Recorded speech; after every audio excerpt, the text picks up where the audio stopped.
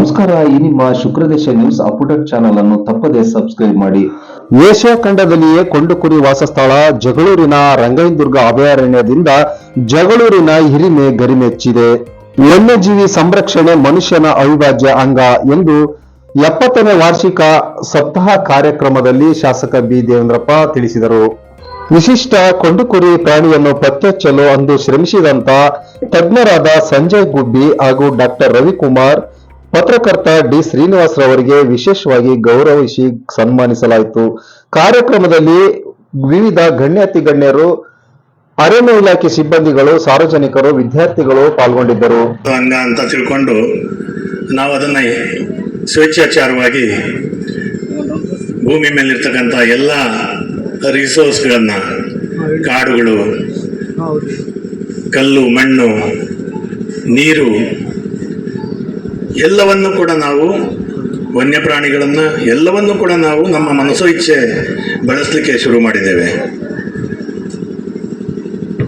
ಕರ್ನಾಟಕ ಅರಣ್ಯ ಇಲಾಖೆ ಮತ್ತು ಭಾರತ ಸರ್ಕಾರದ ಅರಣ್ಯ ಇಲಾಖೆ ಬ್ರಿಟಿಷರು 1894ರಲ್ಲೇ ಅರಣ್ಯ ಇಲಾಖೆಯನ್ನು ಹುಟ್ಟು ಹಾಕ್ತಾರೆ.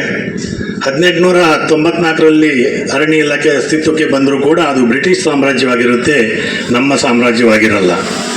ಹಾಗಾಗಿ ನಮ್ಮ ದೇಶದ ಎಲ್ಲ ಸಂಪತ್ತನ್ನು ಲೂಟಿ ಹೊಡ್ತಕ್ಕಂಥ ಕೆಲಸ ನಡೀತದೆ.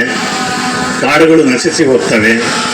ಆ ಸಂದರ್ಭದಲ್ಲಿ ಸುಮಾರು 30 ಕೋಟಿ ಜನಸಂಖ್ಯೆ ಇರ್ತಕ್ಕಂಥ ನಮ್ಮ ದೇಶದಲ್ಲಿ ಕಾಡುಗಳನ್ನು ಉಳಿಸ್ಬೇಕಂತಕ್ಕಂಥ ಪರಿಕಲ್ಪನೆ ಬಂದದ್ದೇ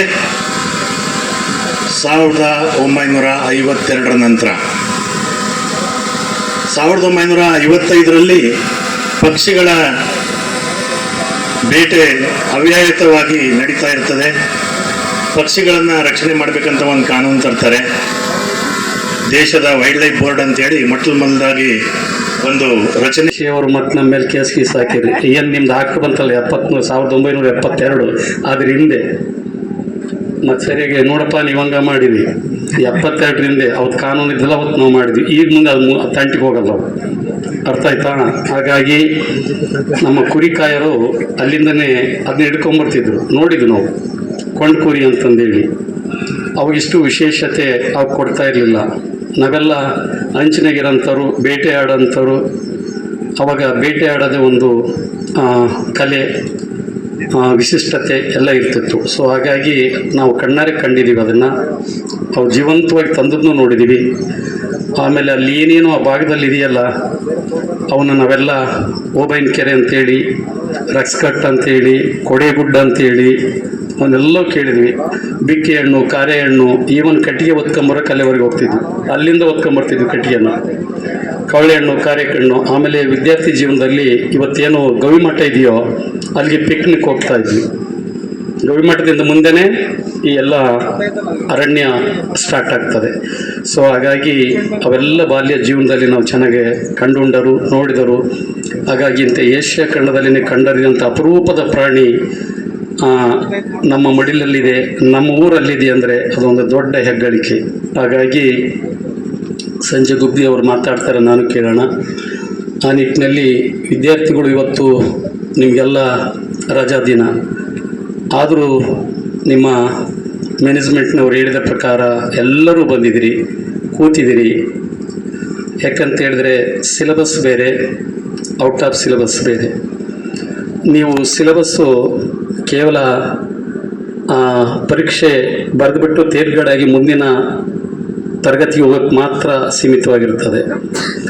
ಅದು ಬಿಟ್ಟು ಪಠ್ಯೇತರ ವಿಚಾರಗಳು ಇಂಥವಿದಾವಲ್ಲ, ನಿಮ್ಮ ಬದುಕನ್ನು ಪರಿಪೂರ್ಣವಾಗಿ ಬದಲಾವಣೆ ಮಾಡುವಂಥ ಶಕ್ತಿ ಯಾವುದಕ್ಕಾದ್ರಿದ್ರೆ ಅದು ಪಠ್ಯೇತರ ವಿಷಯಗಳಿರ್ತದೆ. ಹಾಗಾಗಿ ಇಂಥ ವಿಷಯಗಳು ಎಲ್ಲೆಲ್ಲಿ ಸಿಗ್ತವೋ ನೀವು ಅಲ್ಲಿ ಸಂಗ್ರಹಿಸಬೇಕಾಗ್ತದೆ. ಎರಡನ್ನೂ ನೀವು ಒಟ್ಟಿಗೆ ಇಟ್ಕೊಂಡು ಹೋಗಬೇಕಾಗ್ತದೆ. ಈಗ ತಾನೇ ನಮ್ಮ ಪ್ರಾಸ್ತಾವಿಕ ನೋಡಬೇಕಾದ್ರೆ ಹೇಳ್ತಾ ಇದ್ರು, rights and duties, one coins of two face. ನಾವೆಲ್ಲ ಏನಾಗ್ಬಿಟ್ಟಿದ್ದೀವಿ ಅಂದರೆ, ಈ ದೇಶ ನನಗೇನು ಕೊಡ್ತದೆ, ಈ ದೇಶ ಏನು ಕೊಟ್ಟಿದೆ, ಈ ನೆಲ ಏನು ಕೊಟ್ಟಿದೆ, ಈ ಶಾಲೆ ಏನು ಕೊಟ್ಟಿದೆ, ಏನು ಕೊಟ್ಟಿದೆ ಕೊಟ್ಟಿದೆ ಕೊಟ್ಟಿದೆ ಅಂತ ನಾವು ಕೇಳೋಕ್ಕೆ ನಮಗೆ ರೈಟ್ಸನ್ನು ಅಪ್ಲೈ ಮಾಡ್ತೀವಿ ವಿನಃ ಡ್ಯೂಟೀಸ್ ಬಗ್ಗೆ ಯಾರಾದರೂ ಮಾತಾಡಿರುವ,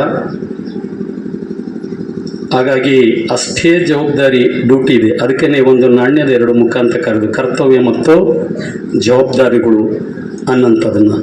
ಸೊ ಹಾಗಾಗಿ ಇವನ್ನ ಯಾವತ್ತೂ ಭಾರತೀಯ ಪ್ರಜೆಗಳಾದ ನಾವು ಈ ದೇಶ, ಈ ನಾಡು, ನೆಲ, ನುಡಿ, ಜಲಕ್ಕೆ ಏನಾದ್ರೂ ಕಂಟಕ ಬಂದಾಗ ನಮ್ಮ ಪ್ರಾಣವನ್ನಾದರೂ ಒತ್ತಿ ಇಟ್ಟು ಉಳಿಸ್ಬೇಕು ಅಂತೇಳಿ ನಮ್ಮ ಇತಿಹಾಸಕಾರರು, ನಮ್ಮ ಹಿರಿಯರು ನಮಗೆ ಬಿಟ್ಕೊಟ್ಟು ಹೋಗಿದ್ದಾರೆ. ಸೊ ಆ ನಿಟ್ಟಿನಲ್ಲಿ ಅಂಥ ಸಂದರ್ಭ ಬಂದರೆ ನಾವು ನಮ್ಮ ಸ್ವಾರ್ಥವನ್ನು ಬಿಟ್ಟು ಹೋಗಬೇಕಾಗ್ತದೆ.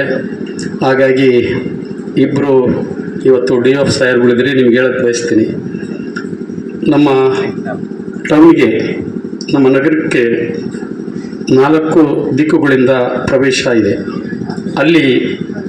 ಅಲ್ಲಿ ವಿಶೇಷವಾಗಿರ್ತಕ್ಕಂಥ ನಗರದ ಇತಿಹಾಸವನ್ನು ಸಾರ ರೀತಿಯಲ್ಲಿ ನಾವು ಬೋರ್ಡ್ಗಳನ್ನು ಹಾಕಿರ್ತೀವಿ. ಆ ಬೋರ್ಡ್ ಹಾಕಿದ್ದೀರ ನಿಜ, ಕೊಂಡಕುರಿ ನಾಡಿಗೆ ಸ್ವಾಗತ ಸುಸ್ವಾಗತ ಅಂಥೇಳಿ. ಎಷ್ಟೋ ಮಕ್ಕಳಿಗೆ ಆ ಪದ ಓದಕ್ಕೆ ಬರ್ತದೆ, ಅದ್ರ ಜೊತೆಯಲ್ಲಿ ಒಂದು ಕೊಂಡಕುರಿ ಚಿತ್ರ ಇದ್ದರೆ ಬಹಳ ಅರ್ಥಪೂರ್ಣ ಅನ್ನೋಂಥದ್ದು ನಮಗೆ ಹೇಳ್ತದೆ. ಇದು ಏನು ಅಂತ ಕೇಳ್ತಾರೆ, ಅಲ್ಲಿ ಹೆಸರಿಲ್ಲರೂ ಚಿಂತಿಲ್ಲ, ಇದು ಏನಿದು, ಕುರಿ ಕಂಡಂಗೆ ಕಾಣ್ತದೆ, ಕುರಿ ಅಲ್ಲ, ಜಿಂಕೆ ಕಂಡಂಗೆ ಕಾಣ್ತದೆ, ಜಿಂಕೆ ಅಲ್ಲ, ಏನು ಅಂತ ಬಂದಾಗ ಅವ್ರಿಗೆ ಎಲ್ಲೋ ಒಂದು ಸರಿ ಕ್ಯೂರಿಯಾಸಿಟಿ ಬರ್ತದೆ.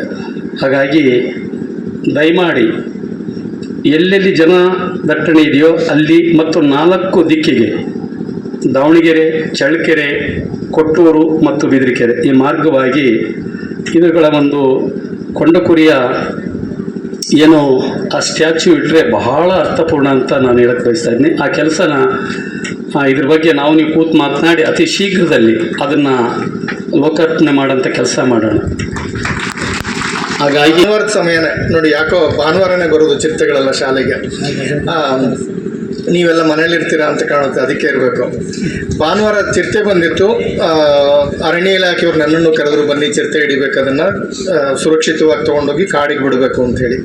ಆ ಸಮಯದಲ್ಲಿ ನನಗೆ ಸಾಕಷ್ಟು ಗಾಯ ಆಗೋಯಿತು ಚಿರತೆಯಿಂದ, ಆಕ್ಸಿಡೆಂಟ್ ಆಗಿ. ನೀವೆಲ್ಲ ಬೇಕಾದರೆ ಇವಾಗ ಗೂಗಲ್ ನೋಡೋದು, ಯೂಟ್ಯೂಬ್ ನೋಡೋದು ಎಲ್ಲ ಮಾಡ್ತಿರಲ್ಲ, ಯೂಟ್ಯೂಬಲ್ಲಿ ನೋಡ್ಬೋದು ಅದನ್ನು, ಯಾಕಂದರೆ ಮಾಧ್ಯಮದವರಿದ್ದರು ಸಾಕಷ್ಟು ಜನ ಅಲ್ಲಿ. ಹಾಗಾಗಿ 7 ವರ್ಷದ ಮುಂಚೆ ನನಗೆ ನಡೀಲಿಕ್ಕೂ ಆಗ್ತಾ ಇರಲಿಲ್ಲ, ಹೆಚ್ಚು ಕಡಿಮೆ ಸಾವನ್ನು ನೋಡಿ ವಾಪಸ್ ಬಂದಂತಹ ಪರಿಸ್ಥಿತಿ. ಚಿರತೆ ಅದರ ಕಣ್ಣುಗಳು ಎಷ್ಟು ಸುಂದರವಾಗಿರ್ತದೆ ಅಂದರೆ, ಅದು ನನಗೆ ಕಚ್ಚಬೇಕಾದ್ರೆ ಇಲ್ಲಿ 2 ಇಂಚು ದೂರದಲ್ಲಿ ನನ್ನ ಕಣ್ಣಿನಿಂದ ದೂರದಲ್ಲಿತ್ತು.